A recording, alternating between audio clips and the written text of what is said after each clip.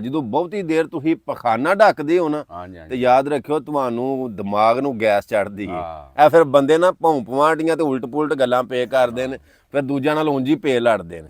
ਤੇ ਜੇ ਮੇਰਾ ਮਤਲਬ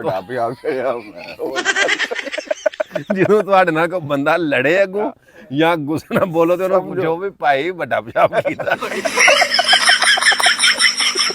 ਮੈਂ ਗੱਲ ਸੱਚੀ ਪਿਆ ਸੁਣਾਨਾ। ਮੈਂ ਨਾ ਤੂੰ ਕਮਾਲ ਕਰ ਛੜਿਆ ਬੰਦੇ ਦੀ ਤਬੀਅਤ ਸੌੜੀ ਪਈ ਪੈਂਦੀ। ਇਹ ਕਈਆਂ ਜੀਆਂ ਨੂੰ ਪੁੱਛਿਆ ਨਾ ਵੀ ਤੈਨੂੰ ਕੀ ਮਸਲਾ, ਤੂੰ ਕਿਉਂ ਹਰ ਵੇਲੇ ਤੈਸ਼ ਚ ਗੁੱਸੇ ਚ ਜਜ਼ਬਾਤ ਚ ਰਹਿਣਾ, ਤੇ ਉਹਨਾਂ ਦੱਸਿਆ ਭਾਈ ਮੈਨੂੰ ਕਬਜ਼ ਦਾ ਮਸਲਾ। ਨੋ ਨੋ ਨੋ ਨੋ ਅਸਲ ਹੈ ਗੱਲ ਹੁੰਦੀ ਹੈ ਕਿ ਪਖਾਨਾ ਪਿਸ਼ਾਬ ਜਿਹੜਾ ਇਹ ਟਾਈਮ ਦੇ ਨਾਲ ਕਰਨਾ ਚਾਹੀਦਾ ਤਾਂ ਕਿ ਜਿਹੜਾ ਨਾ ਤੁਹਾਡੀ ਤਬੀਅਤ ਠੀਕ ਰਵੇ। ਮੈਂ ਇੱਕ ਥਾਂ ਪ੍ਰੋਗਰਾਮ ਤੇ ਟੁਰ ਗਿਆ ਤੇ ਉਹ ਜੀ ਸਾਰੇ ਬੈਠਕ ਦੇ ਵਿੱਚ ਬੈਠੇ ਸਨ ਤੇ ਉੱਥੇ ਪ੍ਰੋਗਰਾਮ ਸੀ ਕੋਈ ਨਾ ਮਤਲਬ ਗਾਇਕ ਲੋਕ ਆਏ ਸਨ ਤੇ ਉਹ ਮੈਂ ਵੀ ਉੱਥੇ ਵਿੱਚ ਬਹਿਣਾ ਸੀ ਮਹਿਫਲ ਦੇ ਤੇ ਬਲਕਿ ਸਾਰਿਆਂ ਦੀ ਨਿਗਾਹ ਜਿਹੜੀ ਹੈ ਨਾ ਉਹ ਮੇਰੇ ਵੱਲ ਹੀ ਸੀ। ਤੇ ਮੈਂ ਜ਼ਰਾ ਵਾਸ਼ਰੂਮ ਹੋ ਆਵਾਂ। ਮੈਂ ਵਾਸ਼ਰੂਮ ਆਇਆ, ਮੋਬਾਈਲ ਵੀ ਬਾਹਰ ਹੀ ਪਿਆ ਸਨ, ਮਤਲਬ ਉਹ ਬੈਠਕ ਦੇ ਵਿੱਚ ਤੇ ਕਾਪੀ ਕਿਤਾਬ ਵੀ ਬਾਹਰ ਹੀ ਪਈ। ਮੈਂ ਜਦੋਂ ਵਾਸ਼ਰੂਮ ਵੜਿਆ ਨਾ ਤੇ ਉਹ ਮੇਰਾ ਨਾਲਾ ਨਿਕਲ ਗਿਆ। ਉਹ ਨਾ ਮੈਂ ਬਾਹਰ ਫੋਨ ਕਰਨ ਜੋਗਾ ਵੀ ਯਾਰ ਮੈਨੂੰ ਕੋਈ ਪੈਨਸਲ ਫੜਾਇਓ ਜਾਂ ਕੋਈ ਸ਼ੈਪ ਫੜਾਇਓ। ਉਹ ਜੀ ਵੀ ਬਾਹਰ ਮੈਂ ਮਤਲਬ ਕੋਈ 60-70 ਜੀ ਸਨ। ਉਹ ਮੇਰਾ ਅੰਦਰ ਨਾਲਾ ਨਿਕਲ ਗਿਆ। ਉਹ ਤੇ ਜਿਉਂ ਲੱਗਾ ਉਹਨੂੰ ਨਾਲੇ ਨੂੰ ਵਿੱਚੋਂ ਦੀ ਇੰਜ ਗਣ ਨੂੰ ਕਸਕਾ ਕੇ ਕਰਨਾ ਹੈ ਨਾ। ਤੇ ਉਹ ਜਨਾਬ ਉਹ ਤਕਰੀਬਨ ਨਾ ਕੋਈ 20-25 ਮਿੰਟ ਲੱਗ ਗਏ। ਤੇ ਉਹ ਮੈਂ ਬੜਾ ਨਿਕਲਦਿਆਂ ਸ਼ਰਮਿੰਦਾ ਹੋਵਾਂ ਪਿਆ। ਤੇ ਵਾਕਈ ਸਾਰੇ ਜੀ ਵੇਖਣ ਵੀ ਏਡਾ ਲੰਮਾ ਲੈਟਰੀਨ ਜਾਂਦਾ। ਉਹਨਾਂ ਨੂੰ ਵਿਚਲੀ ਗੱਲ ਦਾ ਨਹੀਂ ਸੀ ਪਤਾ ਵੀ ਇਹ ਨਾਲਾ ਨਿਕਲ ਗਿਆ। ਕਈ ਵਾਰੀ ਹੋ ਜਾਂਦਾ ਵਾਧਾ ਕਰਨਾ। ਆਹੋ ਕਈ ਵਾਰੀ ਹਨੇਰੇ 'ਚ ਗੰਢ ਇੰਜ ਦੀ ਵੱਜਦੀ ਹੁੰਦੀ ਵੀ ਕਾਲ ਤੇ ਉਹ ਨਾਲੇ ਦੀ ਗੰਢ ਇੰਜ ਦਾ ਪੀਚਾ ਮਿਲਦਾ।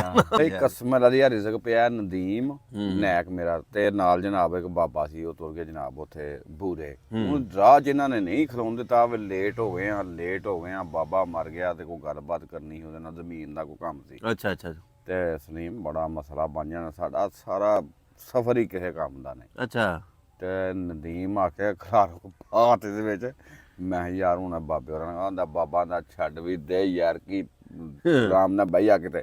2 ਮਿੰਟ ਬੰਦਾ ਘੁੱਟ ਕੱਢ ਲੈਂਦਾ ਆਪਾਂ ਆਪ ਨੂੰ ਜਰਾ। ਅੱਛਾ ਜਨਾਬ ਉੱਥੇ ਗਏ ਨਾ ਤੇ ਮੈਂ ਕੋਲ ਅੰਦਰ ਬੜੇ ਉਹਨਾਂ ਨੇ ਉਹ ਕੀ ਆਂਦਾ ਜਾ ਕੇ ਜਦਾ ਕੋ ਬੰਦੇ ਦਾ ਪੁੱਤਰ ਬਾਹਰ ਬਾਤ ਹੁੰਦੀ ਆ ਆ ਗਿਆ ਬੰਦਾ ਵੀ ਬਣਦੇ ਮਿਆ ਭੈਣ ਚਲਾ ਬਾਹਰ ਬਾਤ ਹੁੰਦੀ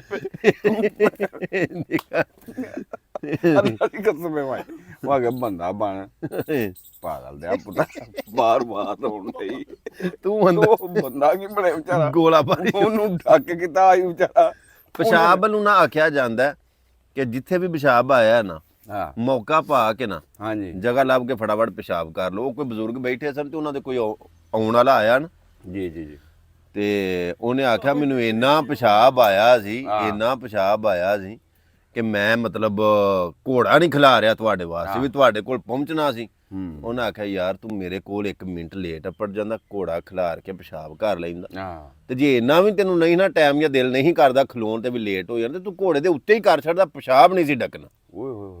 ਆ ਮਤਲਬ ਪਿਸ਼ਾਬ ਜਿਹੜਾ ਡੱਕਦਾ ਬੰਦਾ ਮਸਾਨੇ ਦੇ ਵਿੱਚ ਗਰਮੀ ਹੁੰਦੀ ਹੈ ਸਾਰੇ ਜੀ ਯਾਨੀ ਕਿ ਜਰਾਸੀਮ ਹੀ ਹੁੰਦੇ ਨੇ ਜੀ ਉਹ ਫਿਰ ਜਿਵੇਂ ਲੇਟ ਕਰਦੇ ਹੋ ਤੁਸੀਂ ਡੱਕੀ ਰੱਖਦੇ ਹੋ ਮਸਾਨਾ ਕਮਜ਼ੋਰ ਹੁੰਦਾ। ਇਹ ਗੱਲ ਕਮਾਨ ਕੀ ਹੁੰਦੀ ਆ ਜਿਹੜੀ ਮੈਂ ਸੁਣਾਈ ਇਹਦਾ ਮਤਲਬ ਗੱਲ ਮੈਂ ਪੱਕੀ ਸੁਣਾਉਣਾ, ਕੱਚੀ ਗੱਲ ਨਹੀਂ ਸੁਣਾਉਂਦਾ। Very good. ਜੇ ਤੂੰ ਪਿਸ਼ਾਬ ਆਵੇ ਤੇ ਕਰ ਛੱਡਣਾ ਤੇ ਜੇ ਡੱਕੀ ਰੱਖੋਗੇ ਤੇ ਉਹ ਨੁਕਸਾਨ ਦੇਗਾ।